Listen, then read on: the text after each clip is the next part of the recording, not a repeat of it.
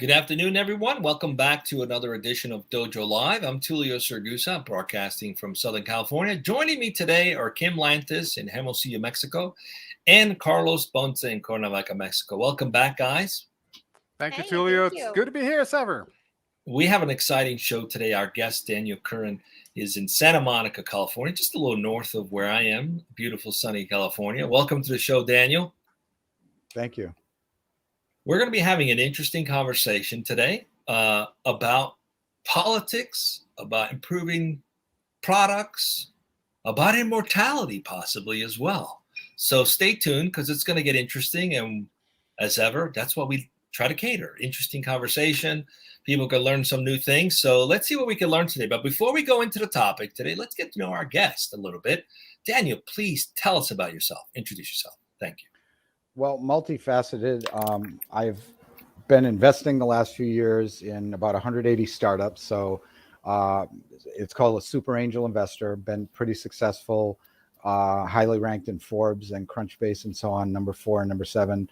And so I've done a bunch of investments, run technology companies, Western Digital, the hard drive company. I was an executive there, helping with their Silicon Valley units and so on, and founded companies and so on. And the latest one is the one that I'd like to talk about today, which is CustEx, which is going to save the world.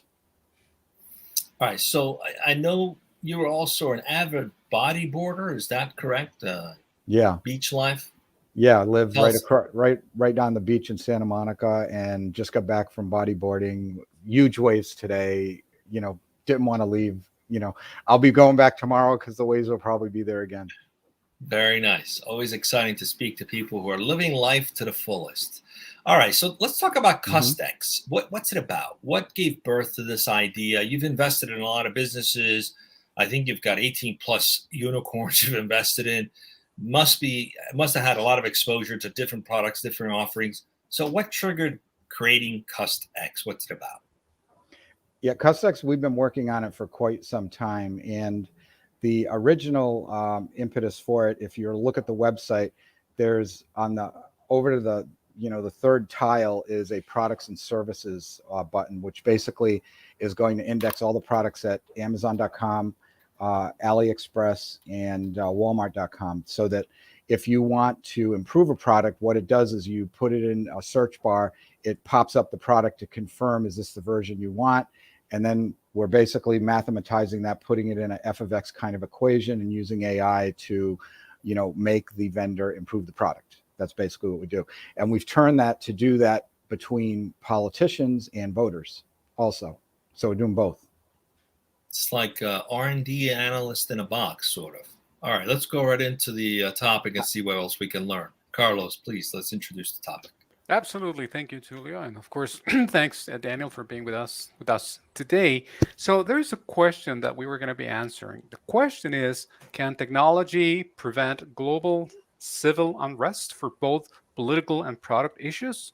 So for this, we have our guest has chosen a topic. The topic will be improving products and services for everyone. That's the topic as chosen by our guest today. First question, Daniel, that I have for you is, why did you choose this particular topic, and why did you feel it was relevant for today's day and age? Let's start there, please. Thank you.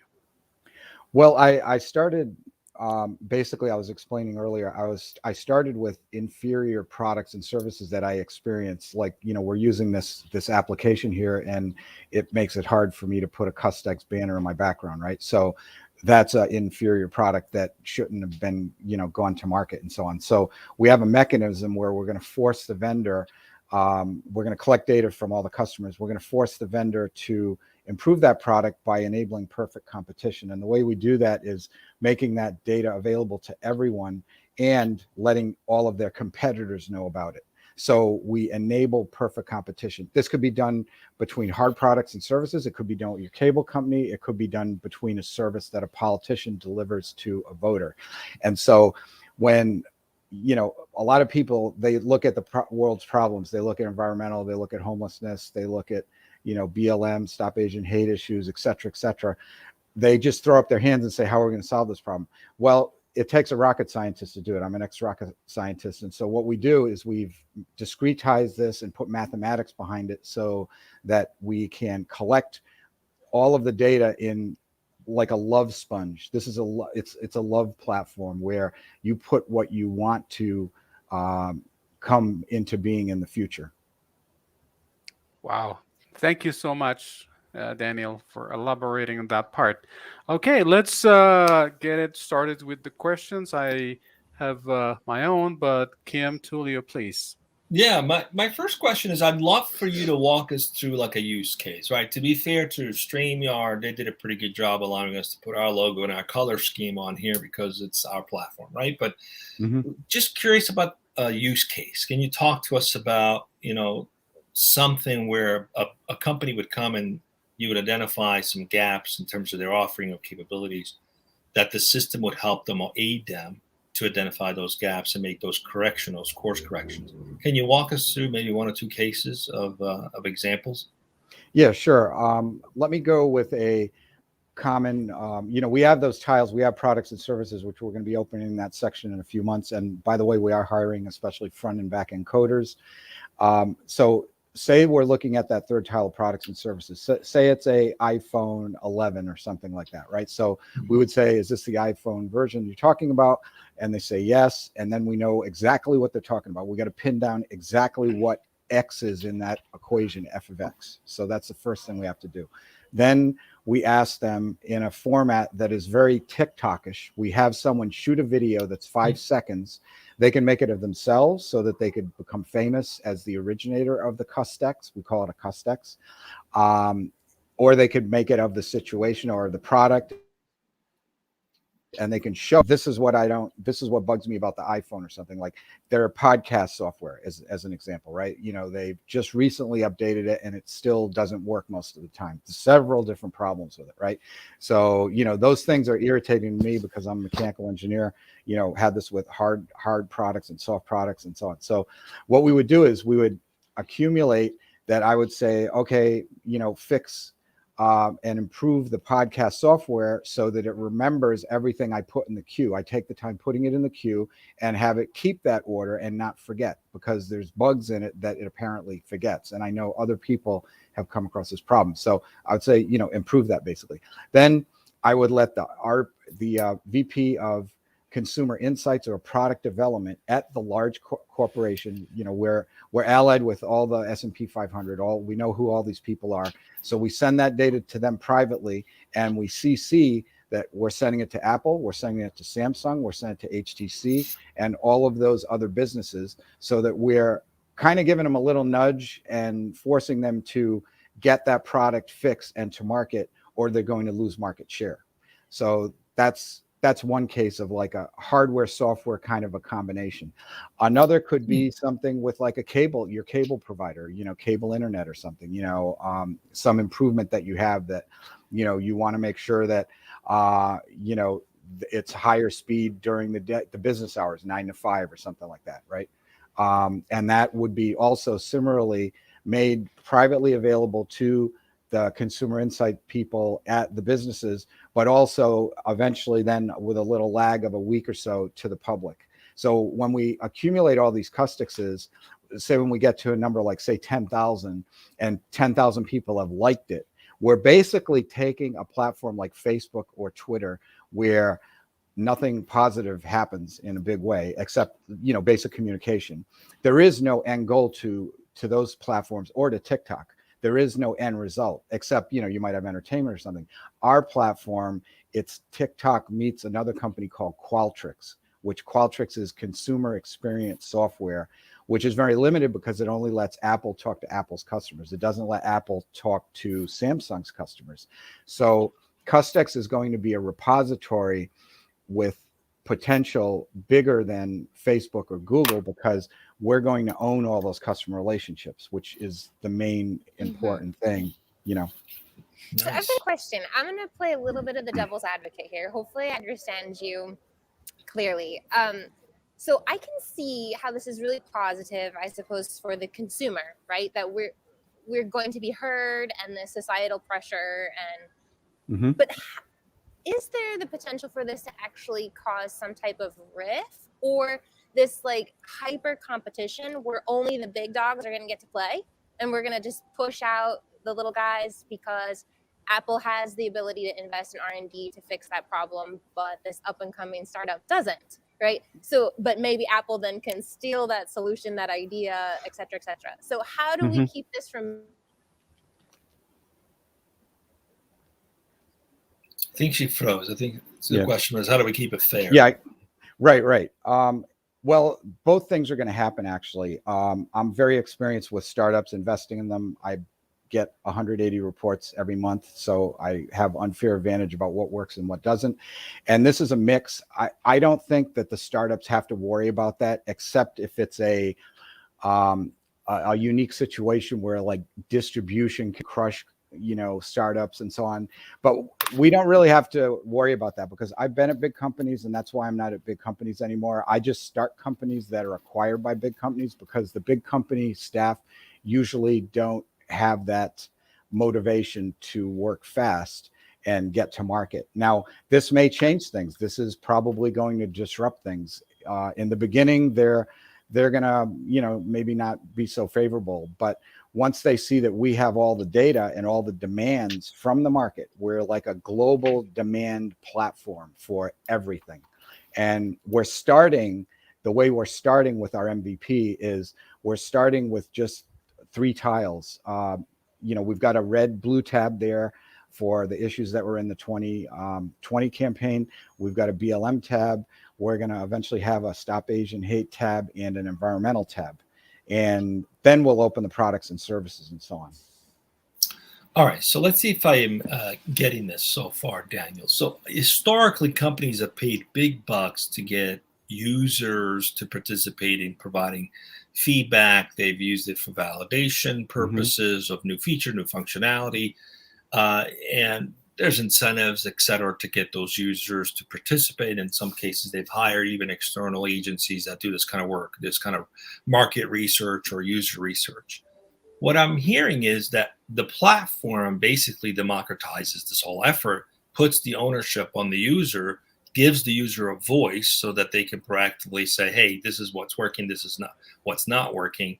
And therefore, it's less about the companies trying to get better about their product proactively by making investment, and more about giving the power to the consumer to say, hey, here's where I think you should make an improvement. Is that sort of what this is about?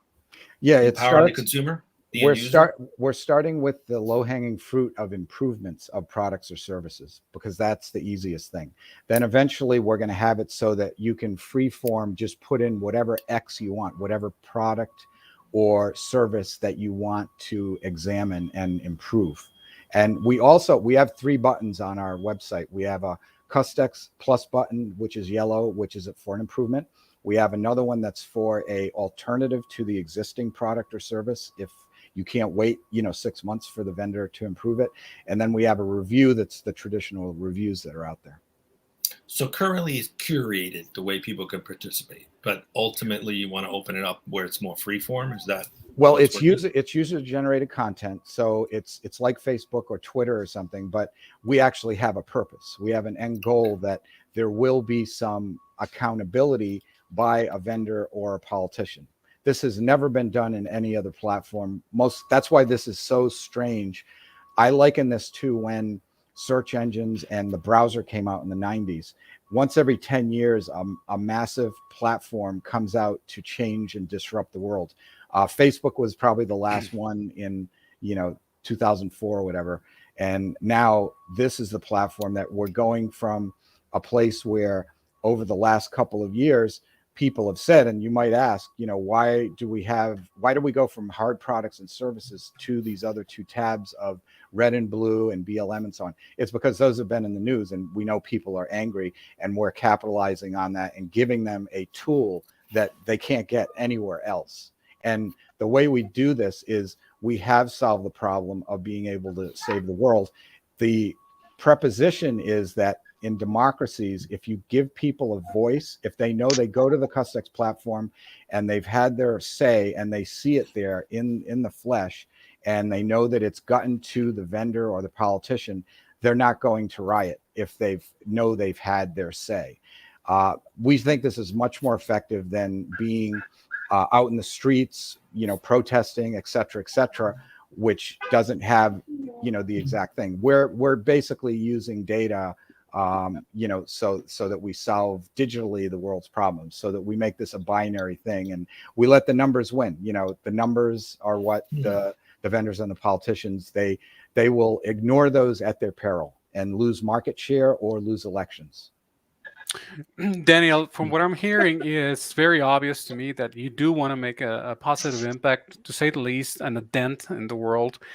So how do you think that this will be accomplished using CustEx or through CustEx or aided by CustEx, if the problems that you intend to help solve go beyond the geographic boundaries? I'm talking about outside of the United States. So how do you go about having that effect globally? Is there some kind of limitation in terms of the logistics of CustEx, or how do you go about that? Well, I'd first say we're going to have to tread lightly in non-democracies. And this may be a platform to be used in non-democracies later on, but the initial thrust is in the US, and the red and blue tab that's there and BLM, they have those issues. Those are not, we are a completely neutral platform. We have no agenda one way or the other. All we want to make sure there's no hate speech, and that there are positive CUSTX improvements or alternatives that are put there. We have AI filters that when someone is entering those will be flagged, and people will be able to flag things on the platform. When people are registering, we encourage them to have their social media platform there also, because there is a money-making opportunity for all of our voters and our customers at our website also to talk with either the political organization or the vendor in question. So it's taking the, what Tulio had talked about earlier, where, we had the traditional Nielsen type companies or the consultancies that, supposedly help with new product development. We're taking a different, we're not saying we're going to replace all those. We are basically just replacing the portion where market research is taken. So we're going to have an infinitely large sample that is not limited. Because right now, a lot of new products, especially, they fail 95% of the time because the product sample is not big enough. And the people that are making those decisions, there's only like 10 people in a large company to make those decisions. And they'll lose hundreds of millions of dollars if a product fails. So that's why we're starting with the low-hanging fruit of existing products. We can load those in. We can, we've got a control X for now. And to answer your question, all of those issues, whether it's environmental or keeping restaurants open, you'll see at our website, all the issues of like the blue, red, and the BLM campaigns, those are the issues that they agreed on. We took it from them, and we're simply putting it there. So this will naturally be solved by those, those kind of constituents, those organizations. We just, all we do is put them up on tiles, make it interesting with a video, and then you'll see all the CustExes, the alternatives, and the reviews that people add in those fun plus buttons. And we've got a very funny mascot. We've got a cat on the front page that you'll notice that it's crawling all over the site, and it's meowing when you hit some of the buttons. So that's something that even TikTok has not done. They do not have like a Geico mascot or anything. They don't have this lizard or whatever it is, right? A gecko, whatever. So we make this fun. I'm not a cat. Yeah, we make this fun. So, because I'm a funny guy, I think whenever you're doing any marketing or a commercial, if it's not funny, it should not be hit the market. Wow. Yeah, you know what I love about this? I can see the value for companies in terms of getting real feedback about their product from real users. And there's truth in the user actually giving that feedback. It's not been filtered or curated by the media, for example. And the same thing with political movements. It's a virtual platform to be heard, and it can't be filtered by, or interpreted in any way by the media. It's the truth. It's what people are actually saying. So I love that. Congratulations for doing that. Kim, I think you had another question. Yeah, I was just wondering about how you're getting your audience and your users to be first. like, how are you actively avoiding that it's the same type of people using CustEx, so then it's just that maybe potentially a one-sided perspective of what needs to change? How can you go about making this very balanced, diverse, equitable? Well, we're still ironing out some bugs in the platform, and that's why we're hiring even more. You know, we've had about 100 people to date over the last few years that have contributed to the platform, coding it and so on. And we've pivoted with this. It's a TikTok-ish design. It's I say it's TikTok meets a company that the enterprise customers on the the audience may know. It's called Qualtrics, and it's part of SAP. It's only worth about $8 billion because they're not maximizing the way they're doing business. They're just doing a software business. So we combine those things, and so we're not going to market in a big way. We have some secret bombs that we're going to drop soon when the platform is smoothly operating.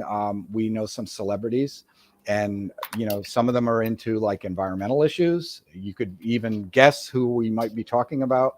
And I'm also an ex-environmental and civil engineer, so I thoroughly understand how we need to clamp down on the carbon emissions basically immediately. There's no time to waste. So the tiles, if you go to our design, you go to our tiles, you'll see it's like, hey, the red and blue people and the BLM people and Stop Asian Hate and so on and so forth, they're going to put all the initial issues for us. And so we're catering really to everyone. I mean, people are either red, blue, they might be libertarian or something, but they'll still find issues that they care about under those categories. So, like environmental, for instance, it's under both the red, blue, and the BLM tiles. So you'll find that under both of them. And eventually we will let people enter in their own X, as long as it's, we have to have a judgment call that it's large enough to make a worthwhile data set, basically.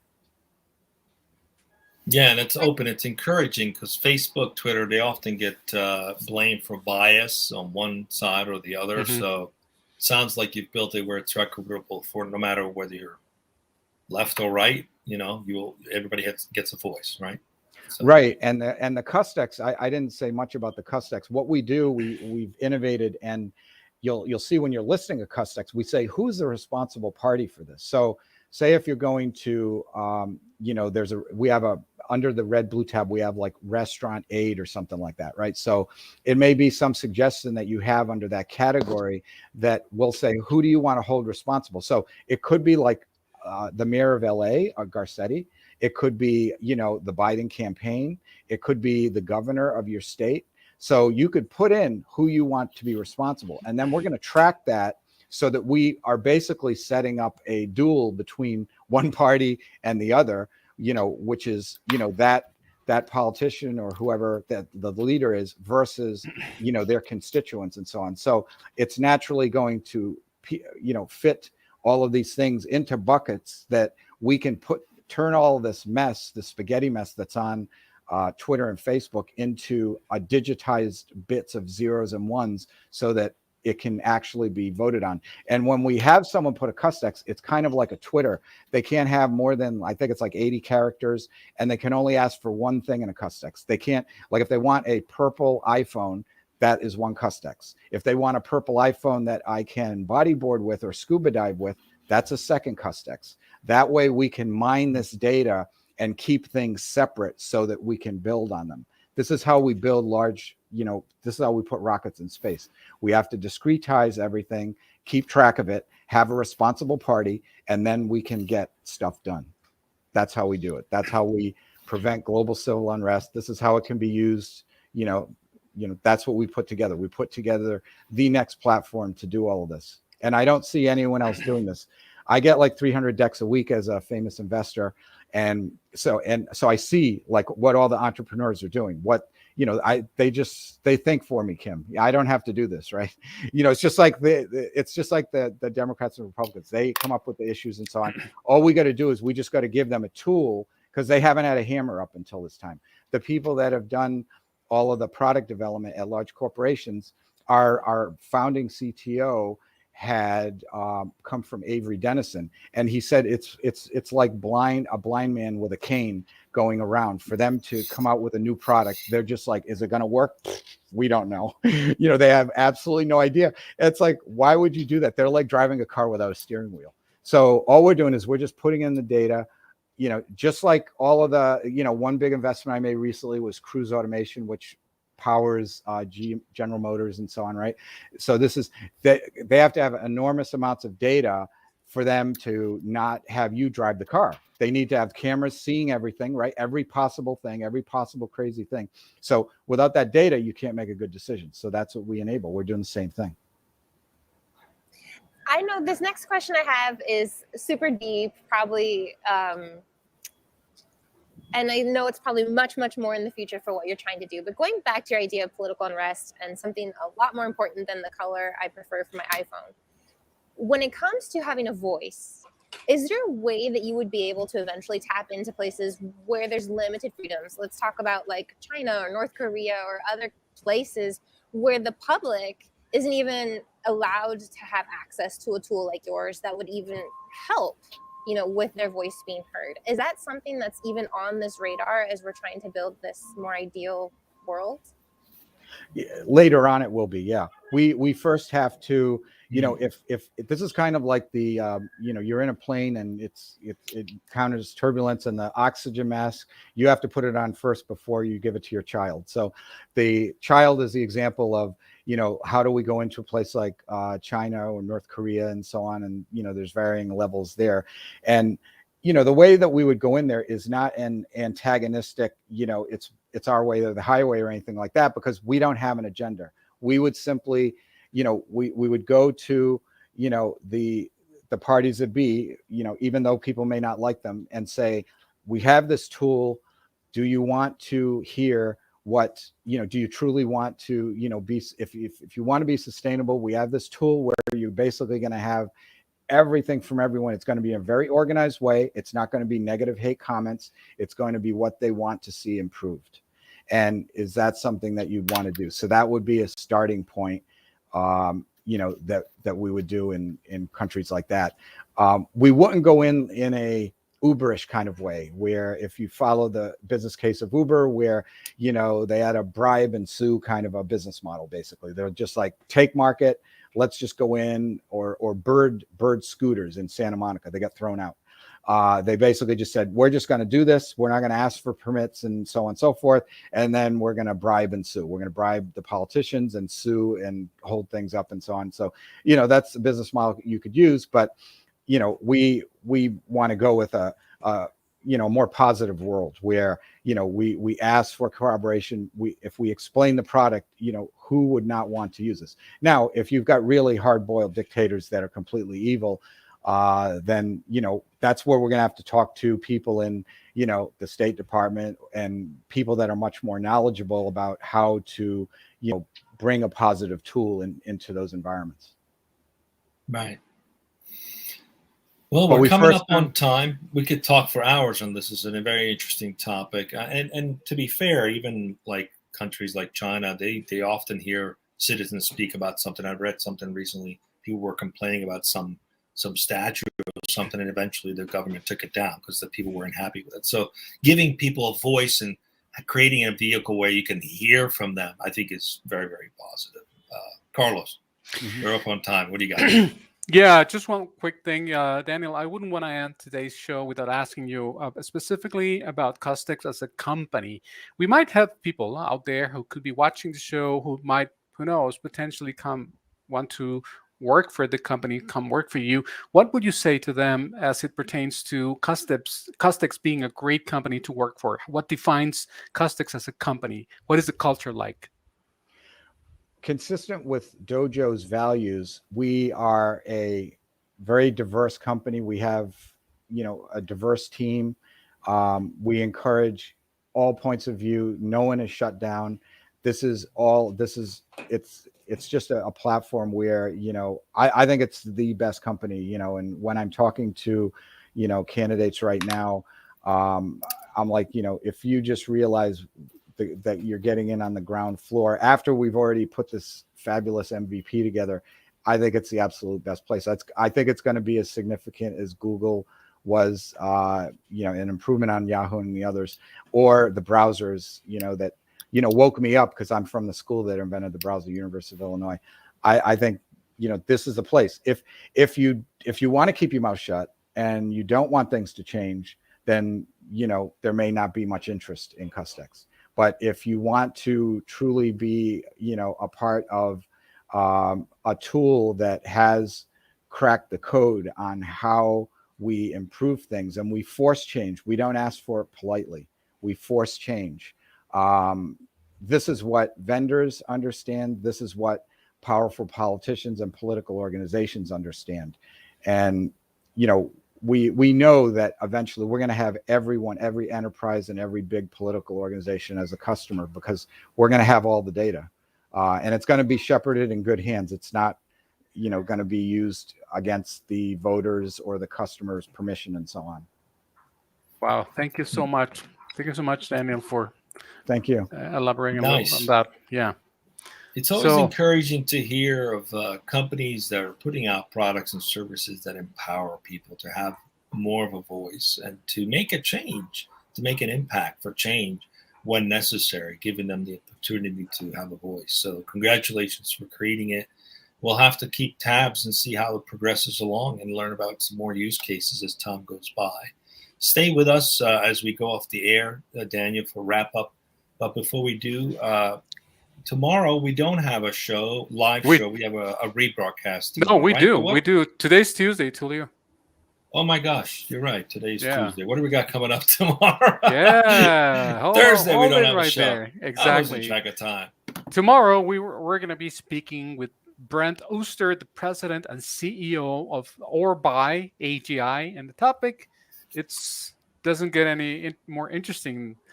It's artificial intelligence and dreaming. So I look forward to this one as well. It should be, as each and every one of our Dojo Live shows, as interesting as ever. So that's what we have right here on Dojo Live, 12 p.m. Pacific. So join us, everyone, and remember, be safe. See you.